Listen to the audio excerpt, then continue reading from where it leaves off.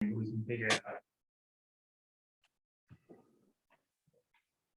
At the great suggestion of our guest at the streetcar station. All right, would anybody like to read the land acknowledgement? I can do that because I thought Ben was going to be chairing, and I've always felt guilty when no one volunteers because I kept trying to fumble to find it. So this time I came prepared. Okay, this is an excerpt from an acknowledgement given at the U.S. Department of Arts and Culture in their Honor Native American Guide. It's been edited for Minnesota tribes.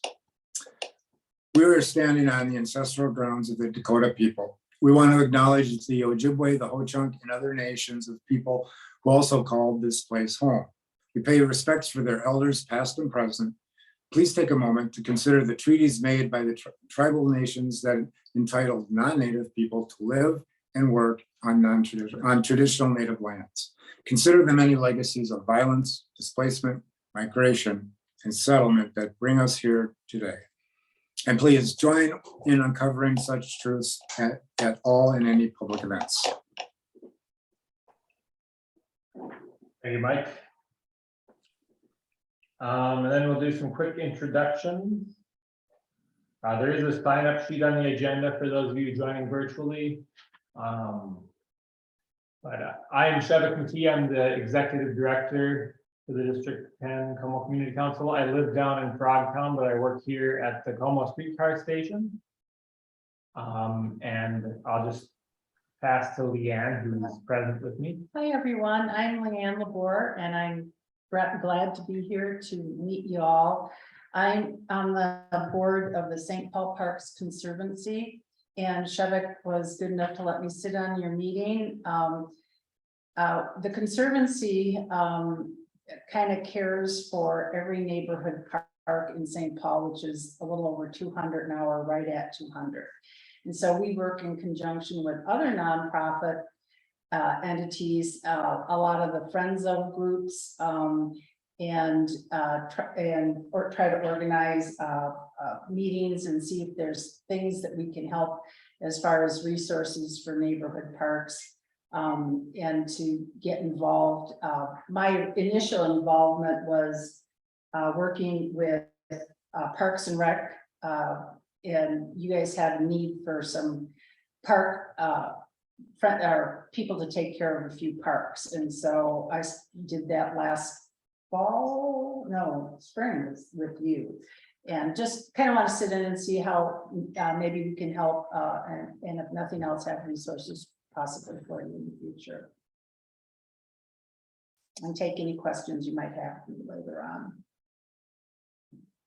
And then we'll move to, thank you, Leanne. I also worked with Leanne a lot when I was downtown, and she is a wonderful person. And we'll move to the Zoom. If you want to introduce yourself, Jessica. I am Jessica Willman. I'm the community organizer there, and I live in Como. I live in Subdistrict 4. Go ahead, Mike.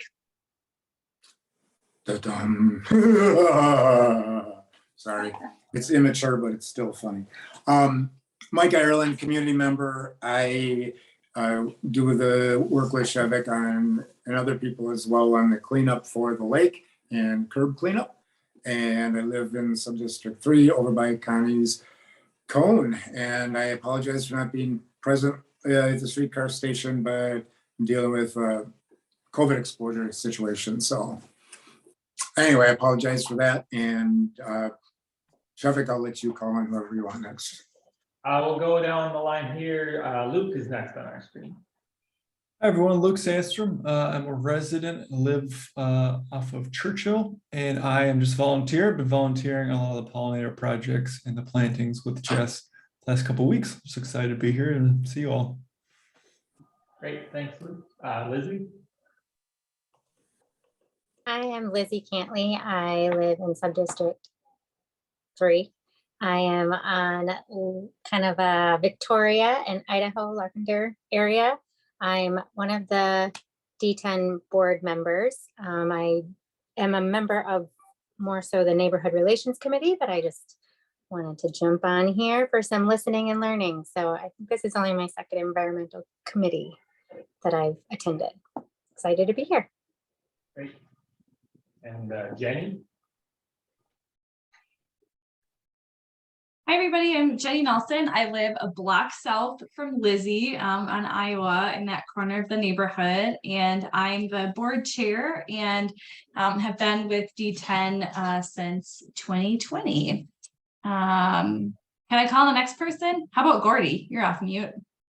Yeah, Gordy Roble. I'm in Sub-District 2, and I'm been a resident for 35 years in Como, and I like trash. Wow. I'll be at the Como cleanup on Saturday. I didn't see your name in the registration, Gordy. Oh, I better register, huh? I Yeah, will. don't you want a bagel? And then the last person we have here is Julie, if you're able to unmute, Julie. Hi, I'm Julie Rasmussen. I'm part of the St. Pollinators group, and I live on Orchard near the rec center. Great, welcome. And I did hear from Ben, he said he's on the road. I'm not sure if that means he's headed here or he's rushing home, but as soon as he joins in whatever way and settles, we'll let him take over. But in the meantime, we technically don't have a quorum, so we won't be adopting the agenda, and we'll move right along to the community section. Any of the community members present have an issue not on the agenda that they would like to talk about?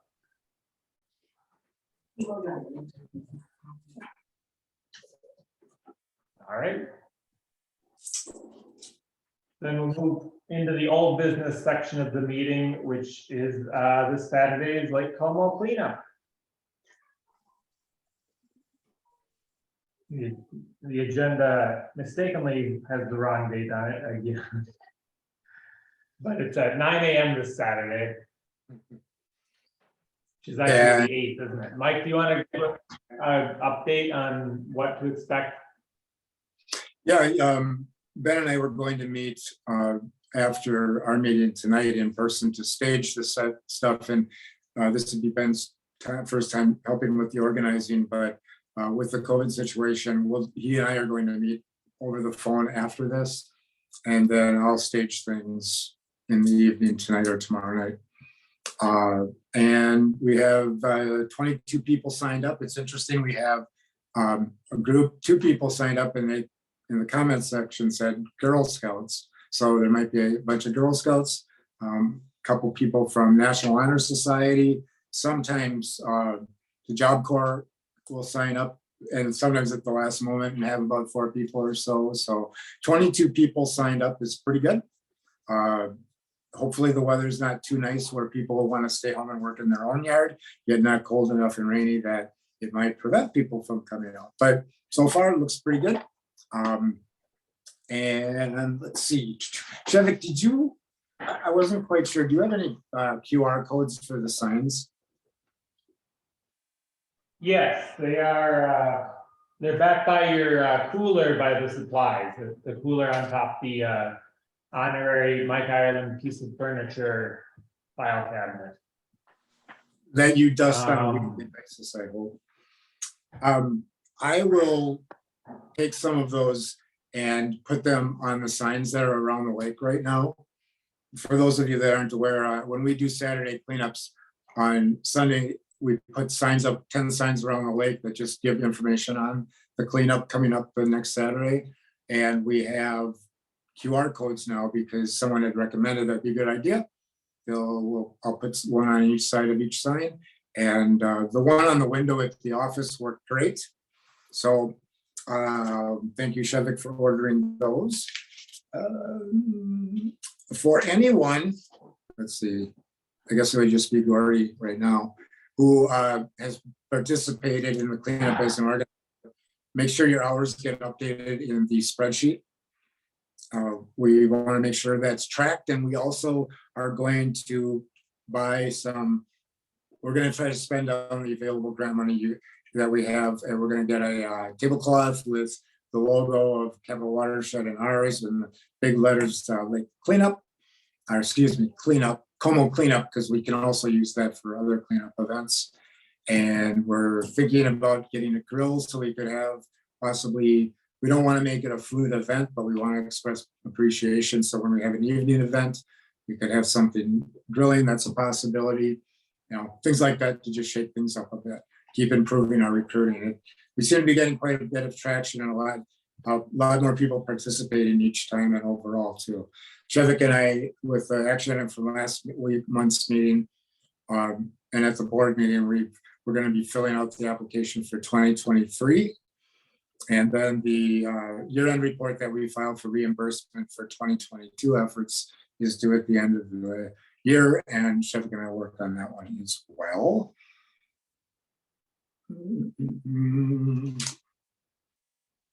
Thanks, Mike. Yes, sir.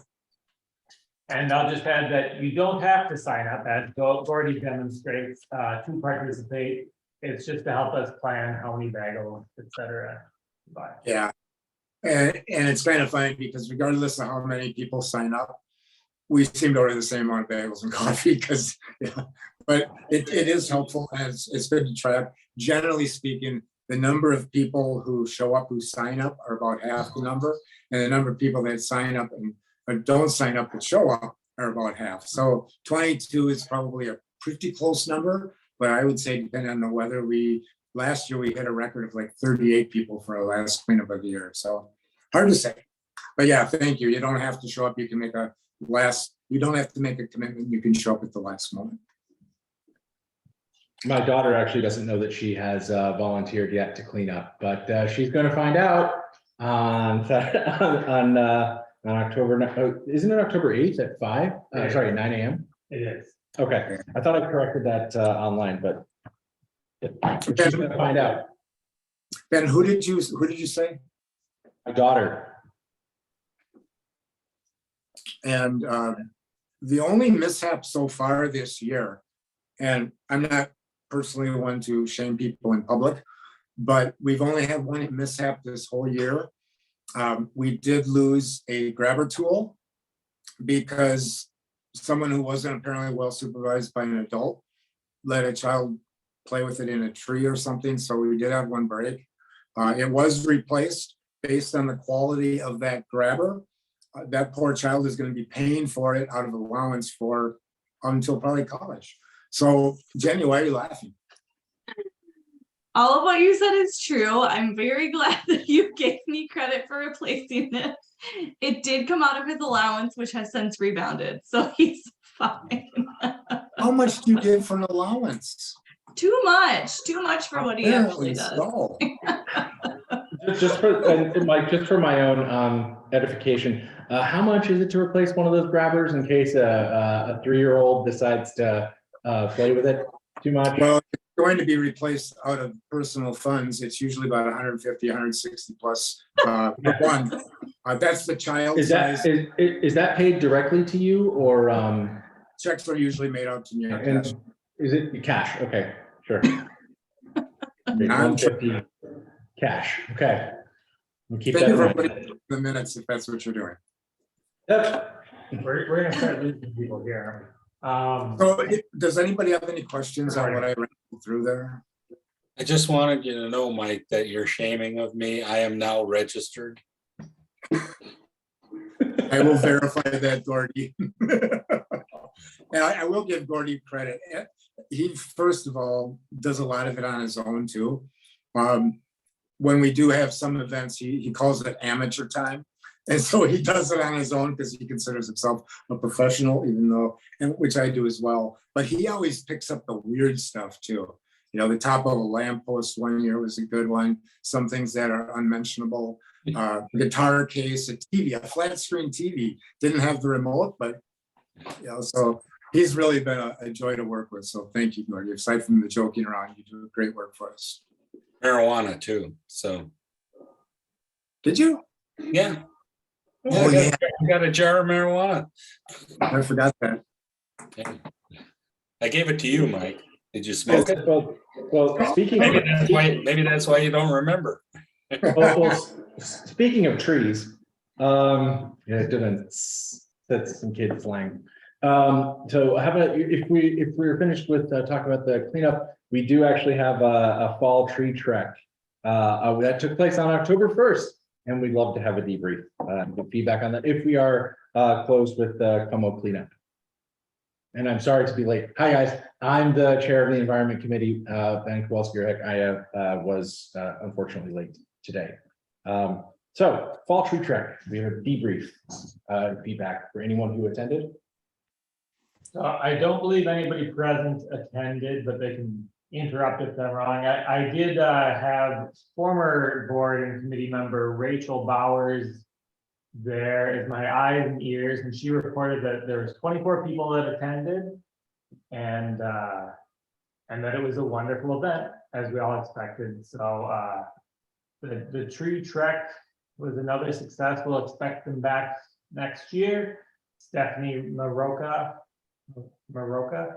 is our volunteer tree trek leader, and I reached out to her to thank her and everything, and she'll be back next year as far as I know.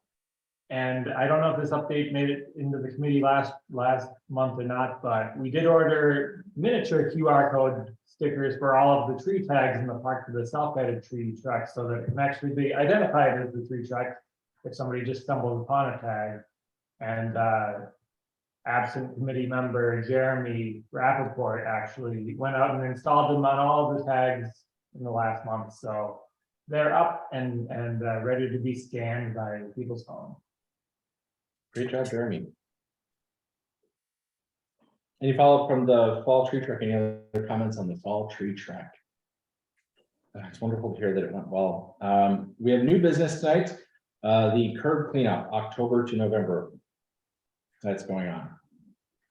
Anything to say about the curb cleanup? Shevik's done most of it, Shevik, right now. I'll turn it over to you. Sure.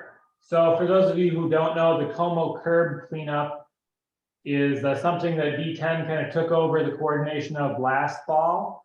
It was previously done by the Como Community Action Partnership, or something very similarly titled, which was run by Jana Kaywood, who has been involved off and on in this committee through the years. But it basically encourages people to sweep or rake up the leaves from the curbs in front of their homes, either into a bag and off to the compost, or just off the curb even and back into their yards, is just as effective for the removing the nutrient stream to the lake. And we just have a sign up, and we email people encouraging them to participate. And then when it's all done, we have them report how many times they cleaned, and we calculate the footage of the average lot if people don't submit their footage. And through the miracle of modern mathematics, we calculate how much phosphorus is prevented from growing invasive algae in Como Lake. And it is amazingly effective. It's more effective than far more expensive methods. So, and it is also part of our Capital Region cleanup grant, which we'll talk about momentarily. But if you want to sign up, there's a link in the agenda to participate and be counted. So far, Shevik, how many people in your email did you say signed up? Okay, so far we've got 41 people signed up, which is one short of our signups last year, but that includes the entire duration of the October, November cleanup. So we're actually far ahead of the 17 that had signed up at this point last year. But we did start promoting it a little bit earlier and more organized, but that's still very successful so far. And then when Shevik at the end of the season puts things in the newsletter, puts things on a website and asks for people's feedback on their number of leaves cleaning and all that I just mentioned, a lot of people who did not sign up report. So that's really nice too, that you again, you don't have to sign up, but it's good because we send emails out, do results, that kind of thing. And you know, Shevik's done a great job with that communication. I have a question about that. Okay, Julie?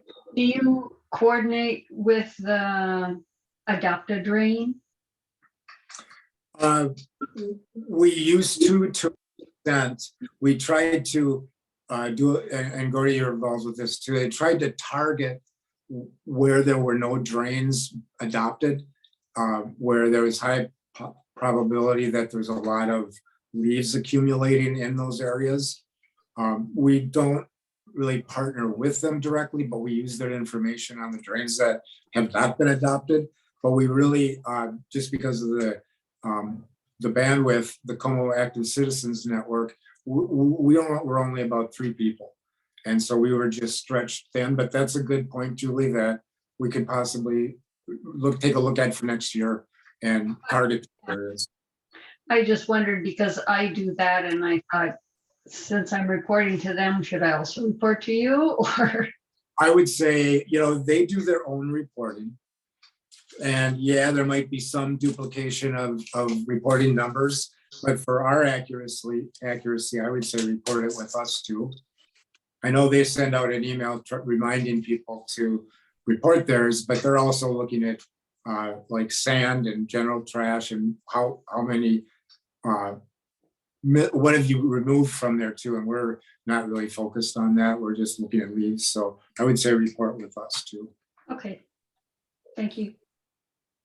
Thanks for the question. And then the idea.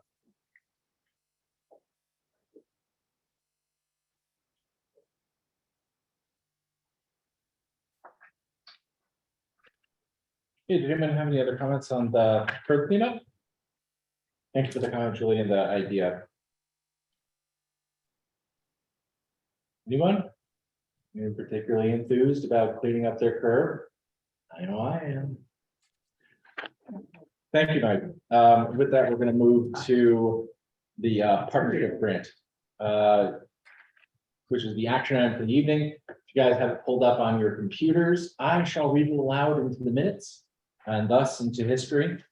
The action item tonight is for the D10 Environment Committee. That's us right here. The item is the Capital Region Watershed District 2023 Lake Curb Cleanup Grant. What we were just talking about. Action requested here is District 10 Community, Como Community Council authorizes staff to submit a 2023 Capital Region Watershed District Partner Grant application on behalf of the District 10 Como Community Council. The background rationale is the CRWD is accepting applications for grant proposals for projects that will protect, manage, or improve water resources. These grants range from $1,000 to $20,000, with priority given to applicants who propose ways to measure program impacts to residents, such as actions taken, knowledge increase, or changes in water quality protection behavior. The final applications are due on October 31st. Well, it's coming around sooner than we think.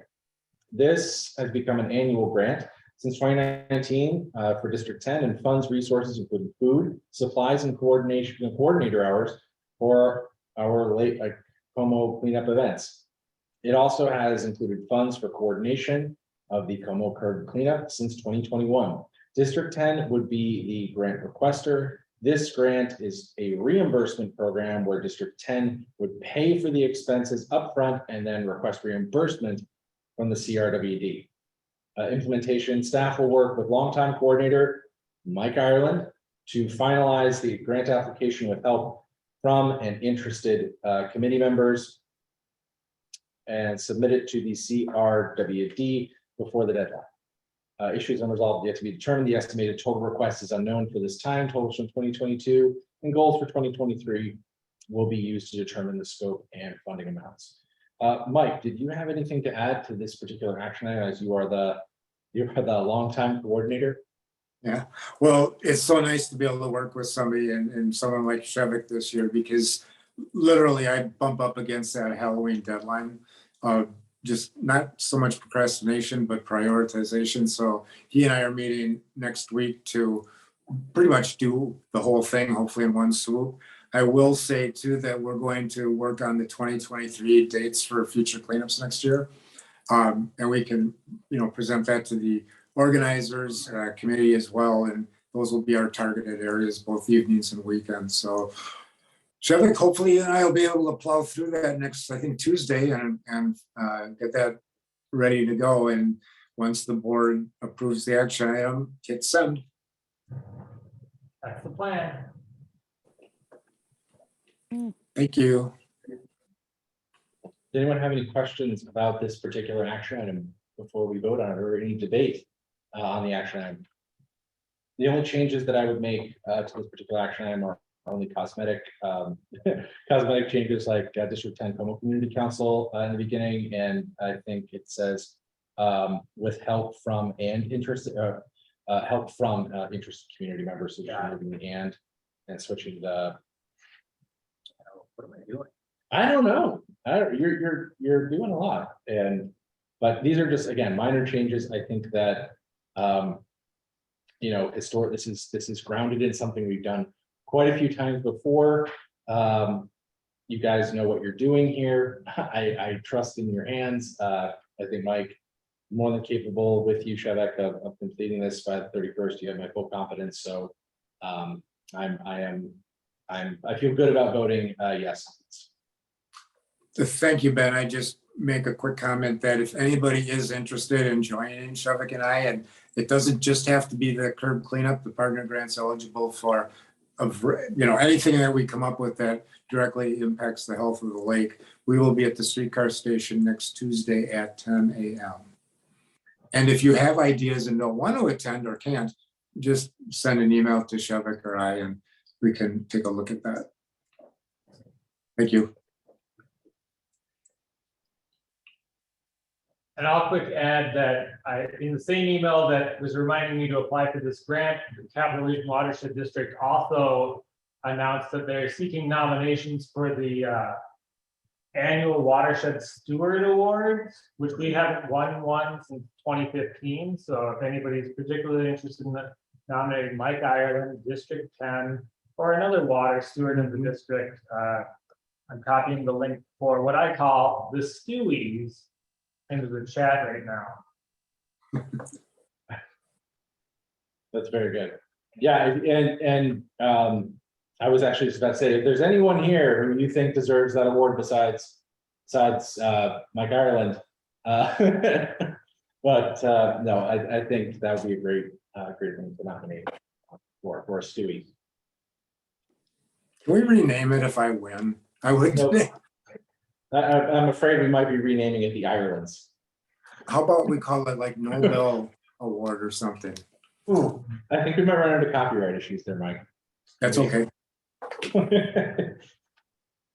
you guys so much. If there's nothing else, let's go ahead and get voting on this. So we'll do this by, if you are online, we'll see either show of hands, or you can throw a thumbs up. You guys know how to do the thumbs up emoji.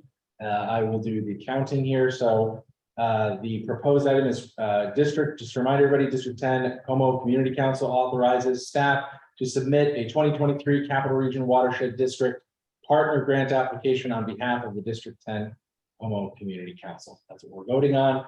All those in favor, you throw them thumbs up. Throw them up. All right. Those opposed? Anyone, any abstentions? No, passes unanimously. Wonderful. Thanks, everyone.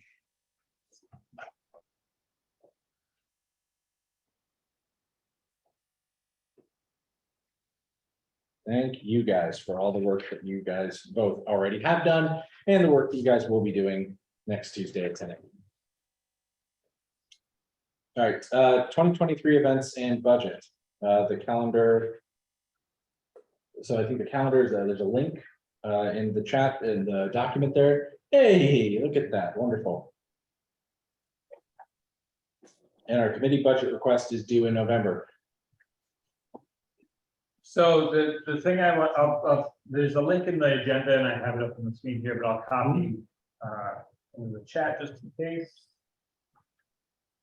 The thing that I wanted to highlight here was, so Jessica and I and the neighborhood relations folks have been trying to nail down our 2023 and what it looks like. And we've got all of our community events in the sub-districts on our calendar. But I've highlighted in green on this one, potential dates for next year's lake cleanups. And we don't have to lock these in, and Mike and I have been discussing slight alterations, but if anybody really feels strongly about a particular date for next year's cleanup, not expected at this time in October of this year, but we do want to start working with at least a loose dates. And so we may have these locked in before you know it, and they'll just be on there. And we can always change them if we need to, but we want to start promoting our overall calendar to our partner organizations, to the city. We want to get more involvement and people able to plan partnership things in advance more so. And the dates that I have proposed in green here are really just trying to thread the needle between our other events to try and maximize, or rather minimize, like board burnout and maximize potential for people volunteering for more things by not having them stacked on top of each other. But there may be some other considerations, and Mike has already shared some, but this is what I thought. And Mike, was one of the considerations for me for dates of cleanups is I think we had mentioned this with previous cleanups about any kinds of big events or things that we think where the lake will be in more use, where we might do even more good if we come in either right after a big event or something like that. Is that something that you brought a consideration you had thought of already, Mike? Yeah, Gordy had mentioned over the summer to do it shortly after the July 4th holiday, because that's a big one. So yeah, we're gonna try to do that. The problem is all the other competing events that we don't want to overlap with. So yeah, it's definitely an idea.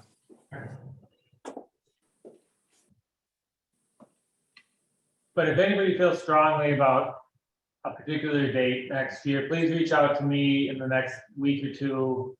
And as far as the committee budget being due next month, Mike and I will probably work out a budget for the lake cleanup events, and I'll reach out to Ben about other known committee things that we want to make sure we include in there. But especially if anybody else in this committee has some dream for next year that they think will cost anything, it would be great to get on the budget.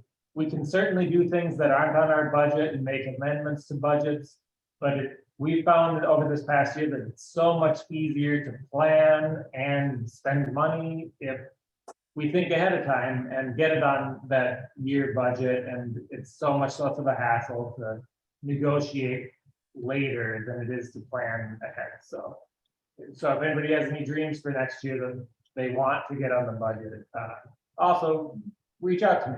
And, yeah, it doesn't necessarily, you don't have to speak now or forever hold your peace or anything. Like if you have an idea, please feel, and you just as soon as we hang up on this call, you go, darn it, I forgot, I should have said this. Please go ahead and send it to us. There's no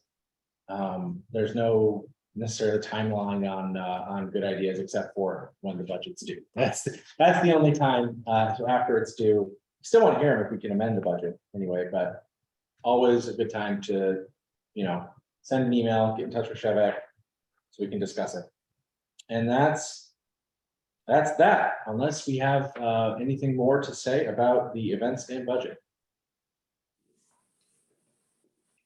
Seeing no hands raised. Okay, move on to lawns to lagoons. Jessica, what do we have to say about lawns to lagoons? Yeah, this is the first month that we're kind of moving it's like squirrels that are throwing things at me currently. So if I just duck, that's what's going on. This is the first month we kind of moved our Lawns to Lagoon meeting. I don't want to say to this meeting, but we've been doing most things via email. So we have a couple of things to kind of check in on, and we would love other people's input on the things we'll be discussing tonight. But just a quick update, we finished the 8 installations in South Como. So that was in August. I think we got this update last month. And so I've spent the last month getting in touch with the site host, getting in touch with the installer, and kind of just doing a feedback session on what went well, what could have gone better.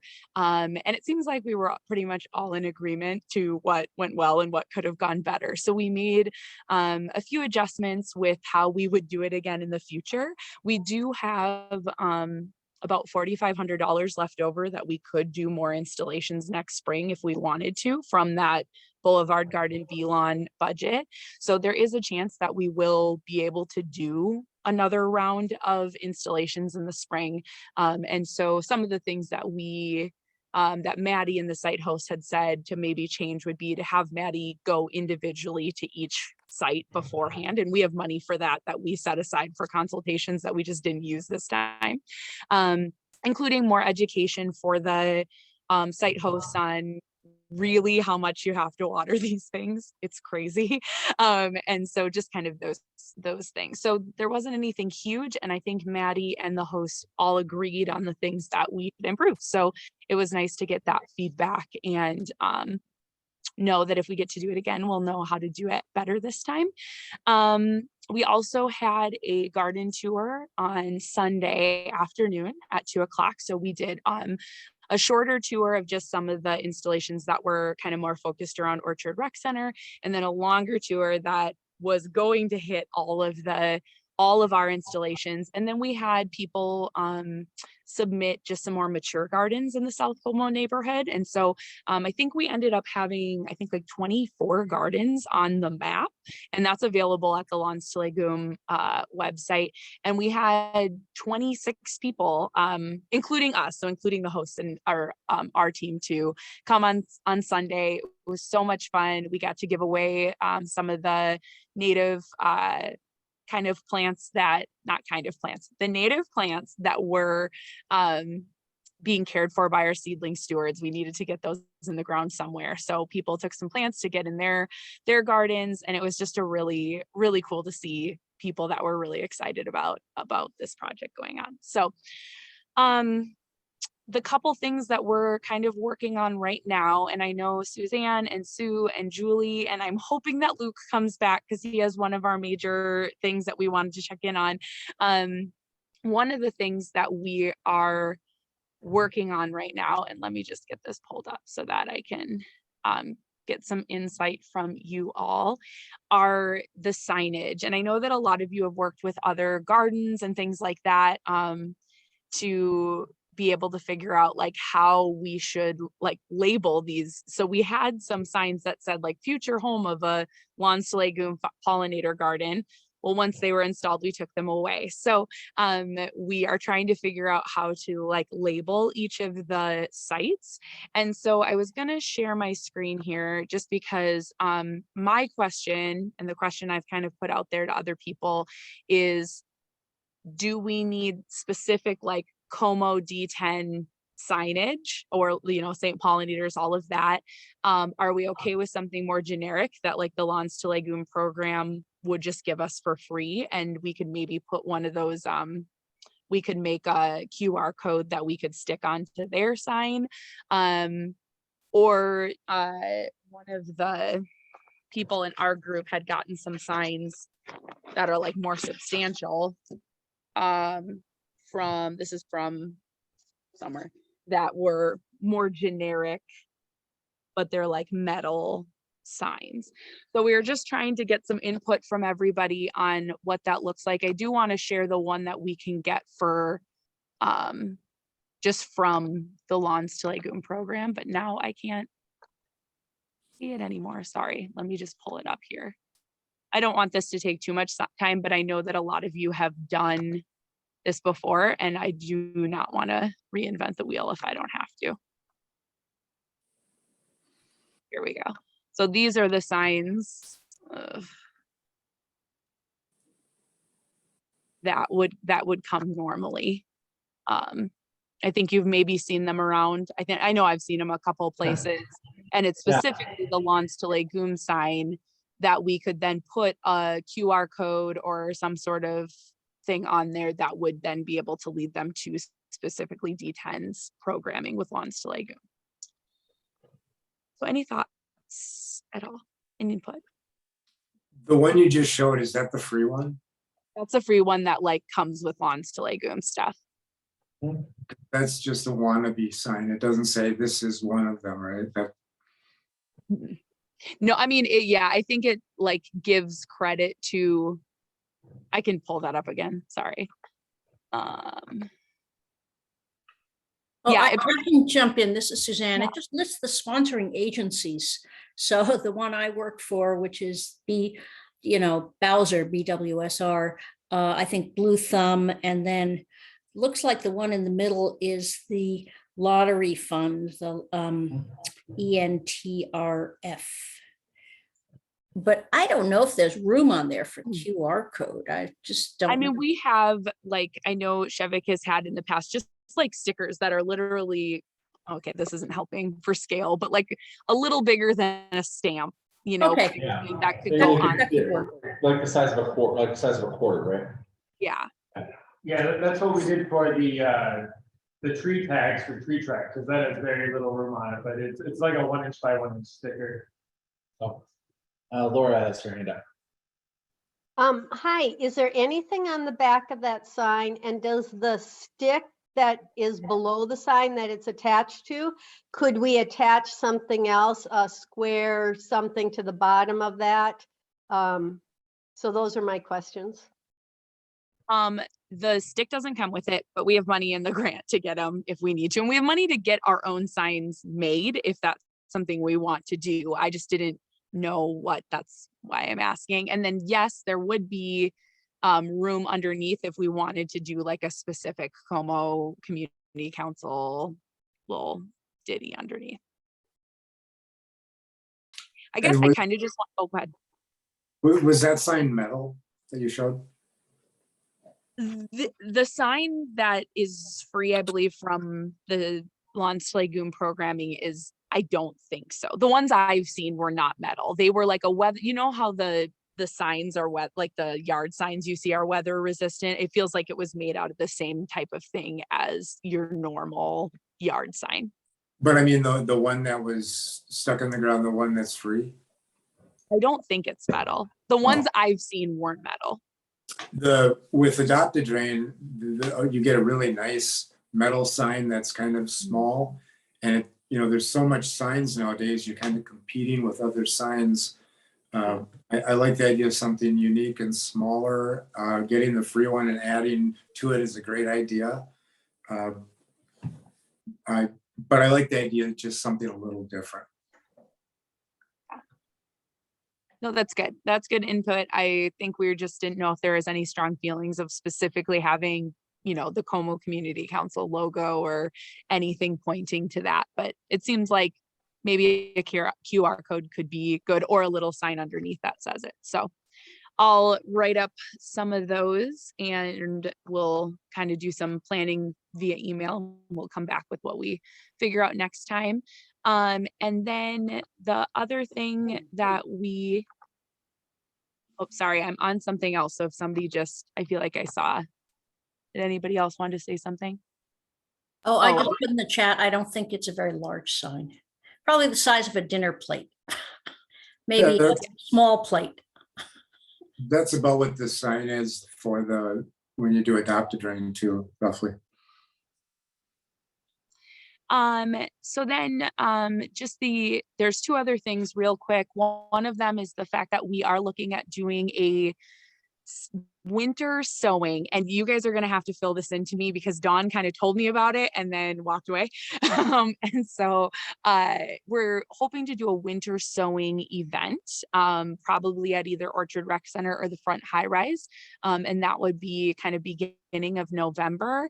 And then Dawn did mention that seed swap day is in January. So those are kind of the two events I think that that the St. Pollinator group will do in the next few months. So we'll be picking a day for that. We're looking at either the first or second weekend in November for that. And then the last one, which Luke was here and now is not here.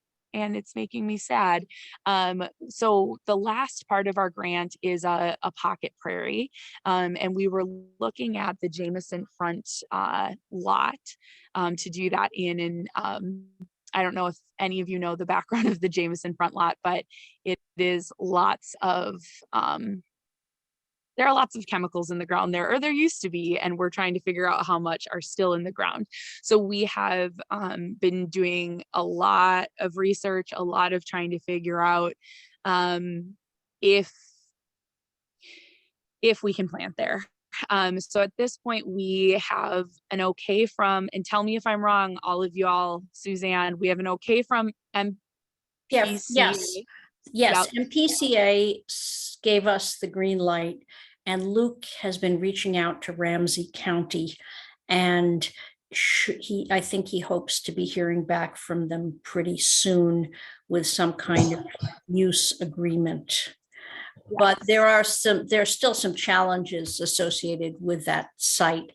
And I think we may run into some concerns from some of the neighbors. We were told, you don't want roots that'll penetrate the membrane. And I think the membrane that covers up the toxic stuff is like 5 or 6 feet deep. So you need shallow rooted plants.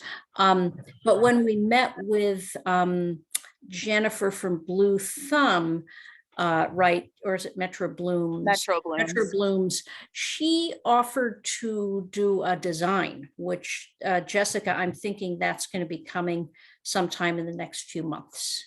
Mm-hmm. Right? Yeah. And so what our timeline was that we wanted to hear from the county to see what they said about planting there. If they gave the go ahead, though, like Suzanne said, there were still a few concerns, and we wanted to make sure we got neighborhood input on all of that before we did anything. And so we were thinking of the possibility, if we get permission, of having some people, because Julia Brokaw, who has been working with the St. Pollinators, has expressed some concerns about, like, yes, technically we can plant in this area, maybe if the county says yes. But the research is still out. It's actually happening as we speak, of whether or not those kind of chemicals can affect pollinators. And obviously we don't want to do harm to pollinators through this program. So we're looking into that right now. And we should probably, I think we put a deadline for ourselves of next month, that if we don't have a go ahead for that lot next month, we're going to have to look at some different options for the pocket prairie. So that's kind of where we're at. And I'm assuming Luke would have emailed us if he heard back from the county already. So I'm thinking we're kind of still at that point. Yeah, so that's kind of where we're at. I don't know, Suzanne, or Julie, any other things that we needed to go over or wanted to report on tonight? Not for me, no. I mean, I guess you could say that there's the thistle removal continues at Orchard. It's getting better. I was just over there today and it's getting less, but yes, we are still working on, we pretty much have weeding events every 3 weeks to try to keep the thistle down. And I am happy to report that it is getting less and less every time we go. So that's been really good. That was one of our huge concerns for over there. It's looking really great. It's been cool to talk to neighbors over there when I'm just hanging out and just hear how excited they are about that. But we did stop watering because they turned off the water on us. And so we're gonna I still have been trying to do one big watering a week just to keep it going, but it's kind of a pain right now. So yeah, the only other thing, last thing, promise, I think I keep saying last thing, is between for November either 5th, 6th, or 12th, 13th. Is there any other events that are going on that we shouldn't do an event for the St. Pollinators on that day that you guys know of? Shevik or and nothing else going on. I noted that there wasn't a cleanup, there wasn't anything like that, but I just want to make sure that I wasn't missing anything. Yeah, it's clear to me. All right, so then St. Pollinator people, let me know if you have a preference either way, and we'll start planning that via email. All right, that's all I have. Great. Just for my own edification, being a guy who lives about 100 feet from the Jameson lot, but did they happen to mention what is in there and like how it got there? By any chance, just for my own edification, quickly. The short answer is you don't want to know. The long answer is I'll send you all the information. You don't. It's a very long story. The answer to both questions is you don't want to know. Yeah. You know, Okay. basically it was computer components, Oh, right, that were being recycled, but they were using like acid or something to recycle them. So you can kind of imagine. Anyway, yeah, Jessica I has just see, more. I see a cemetery across the street. My mind goes all kinds of places. So just thank you for saying that it's just computer parts down there and nothing else. Okay, so wanted to thank you guys so much for all the work that you guys have put in. I'm always really excited to hear the updates from the Lawrence Legumes. But we also have the St. Paul Parks Conservancy check-in with Leanne. That would be me. Hey, you're right here. I didn't get intro, so I do apologize for that. Hi. Hi, I'm Leanne Labor, and I am on the board with St. Paul Parks Conservancy, and we're close a lot with gardens, Friends of Parks, like I had said before, and get involved with things like what you folks are doing as far as, you know, what the St. Paul Parks Conservancy could possibly do for you or work with you in different ways. You know, our mission is kind of to have a park within 10 minutes of everyone's home so that they have green space to be able to enjoy. And so far, we're just about there with our 200 parks. We're currently working with the big one now that's going to be opening up at the old Ford site. Last week, I worked with Friends of Sweet Hollow. They had just finished their kind of wayfinder historical markers. So you can now go down there and walk the park, and it will tell you about when the Dakota Indians settled there, when the Swedes settled there, the Irish, the Mexicans, the Polish, and just kind of their history. So that was one of their big projects that they helped fund and work with in conjunction with and jointly fundraise with Friends of Sweet Hollow. So my kind of background is I worked for years in the grocery business. That's no big deal. But I'm also on Capital River Council committees, which my one is that I participate quite a bit in as public realm, so public spaces and parks. And then I'm also chair of Friends of Mears Park. So we coordinate our little 2-acre park down there with our 60 gardeners and try to do a lot of the same things it sounds like you folks are doing in your committee work. And one of our big fundraisers is Party for the Parks, that any of you may have had an opportunity to join us there, but that is an event that we do in June, and we're the liaison to Parks and Rec Department. So can also sometimes cut corners there for you if that's something that you're looking to need. So I'm just kind of here to listen to, you know, your structure, what you're about. You know, I kind of, like I said, I had kind of gotten involved a little bit. We have 3 garden areas that Parks and Recs needs help with. And I think Jessica would be a great person for these, but they're kind of been abandoned. And the one, you know, it's the Circle Garden at the Walkway Bridge needs some help. I think there might be a person by the name of Pat that is helping with that. I was in contact with Trish Worrell, who is our volunteer Parks and Rec volunteer coordinator. She coordinates all, again, the park stewards, to use that word. And she thought that was handled, but she hadn't been able to confirm that with me. And then there's the Como Dockside Gardens. they probably need to be just completely disabandoned and reworked as far as what parks are concerned. And then the last one is the Nest Bomber Gardens at Midway Park, but they're 3 park, that come spring are gonna maybe need some attention. And if you folks, I mean, they'd be great pollinator gardens. They certainly could be, if you so choose to go that route, or just looking for help in that. And so in that realm, as far as those gardens directly with Parks and Rec, but really I'm here just kind of to sit in and listen for the Conservancy and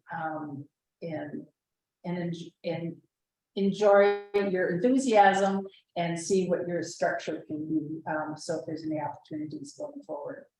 So it's kind of a large view. Any questions for me on the Parks Conservancy or anything else? Leanne, it looks we have a question in the chat Oh. from Laura. We have 2 parks in D10 that do not have any signs that identify them. Would there be funding for something like that? Probably, yes. I would check with Michael John, but we have done Sunday signs for various different parks. We've done Pedro Park now. It's actually a new park. So it's an official park now. And then, so and what type of sign are you looking for, I guess? A wayfinding sign or a large sign? This is Laura. Hi.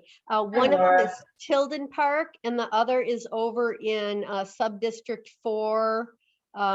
It's a small thin park across from Calvary. I can't remember the name of it. It starts with an S maybe. Stinson Park.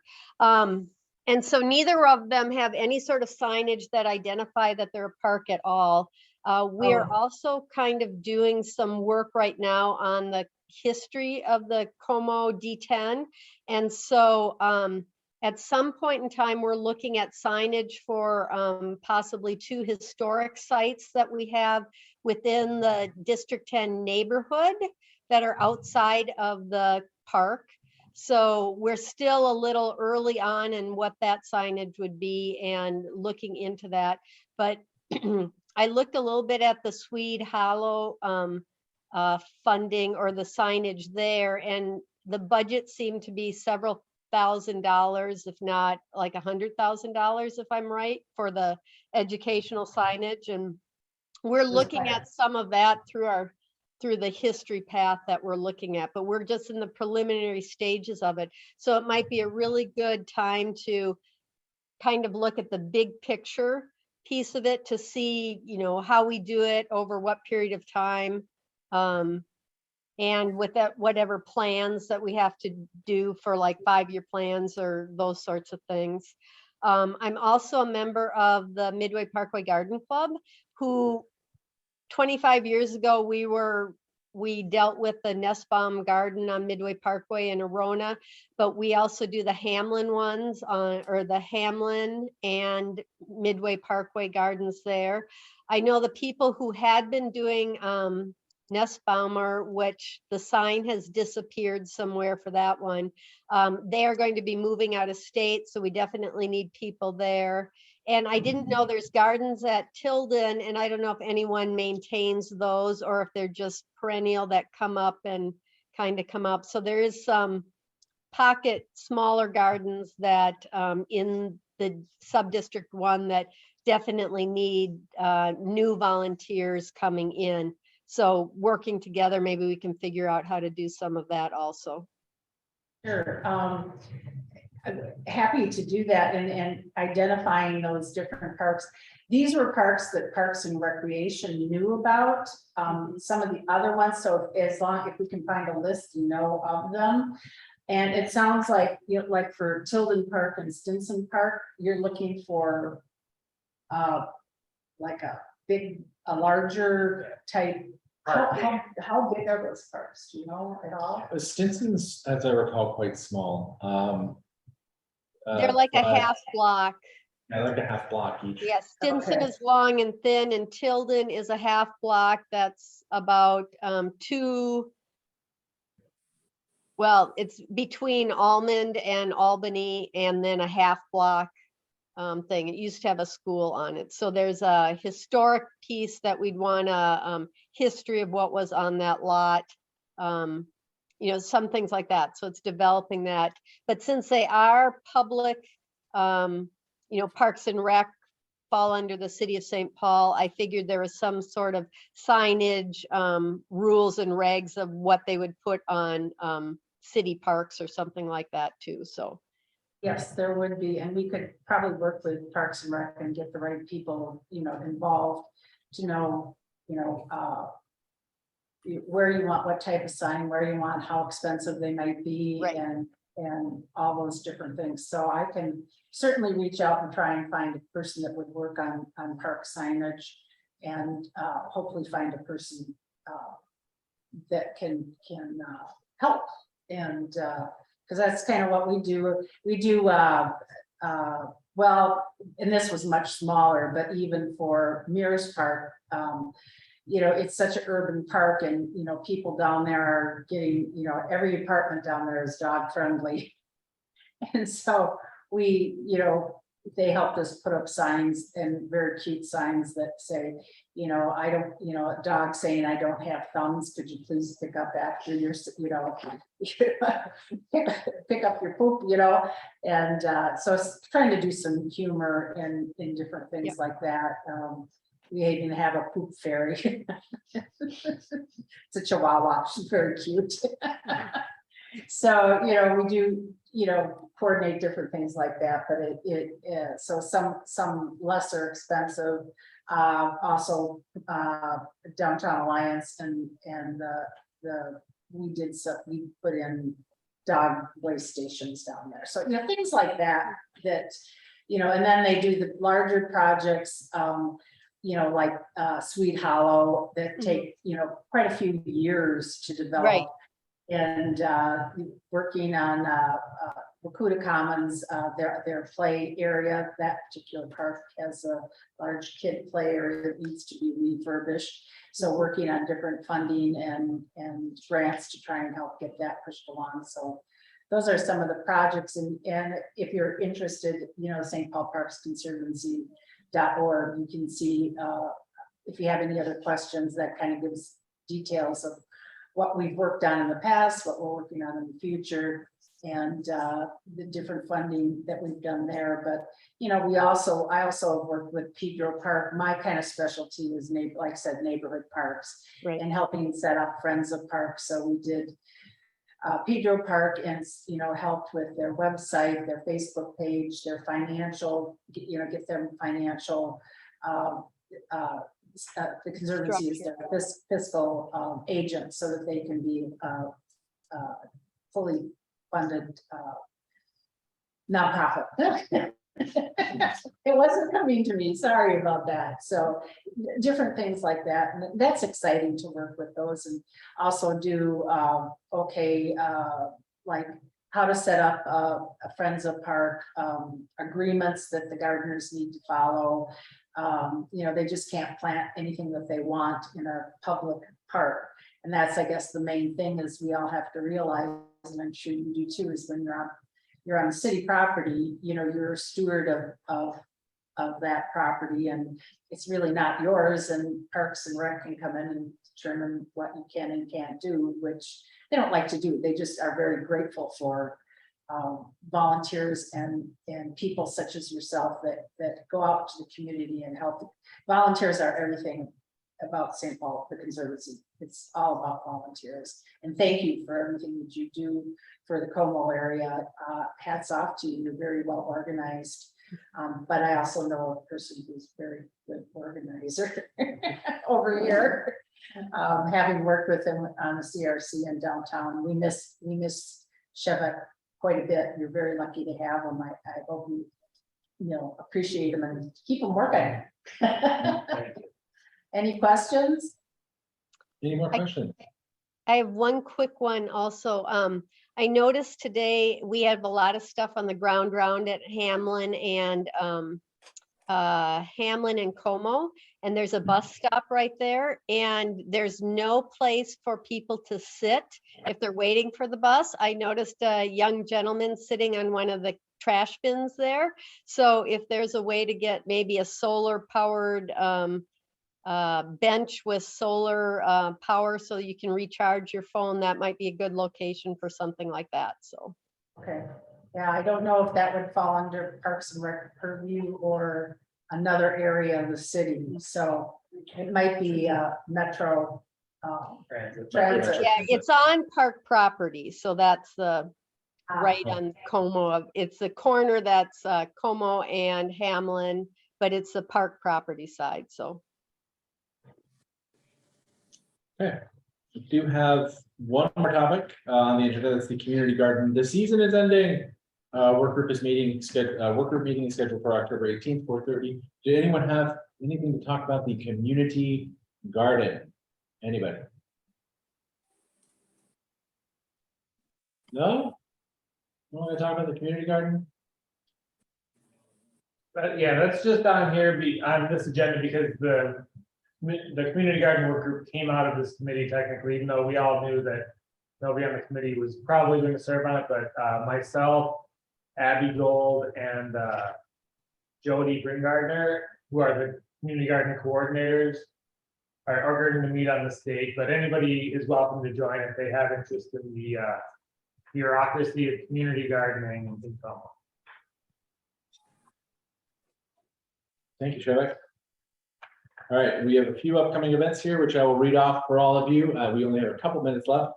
We have the Como curb cleanup, which you heard about, from 9 a.m. to noon on the 8th, Lake Como cleanup. That's this Saturday. I'll be there. My wonderful little 3-year-old will be there too.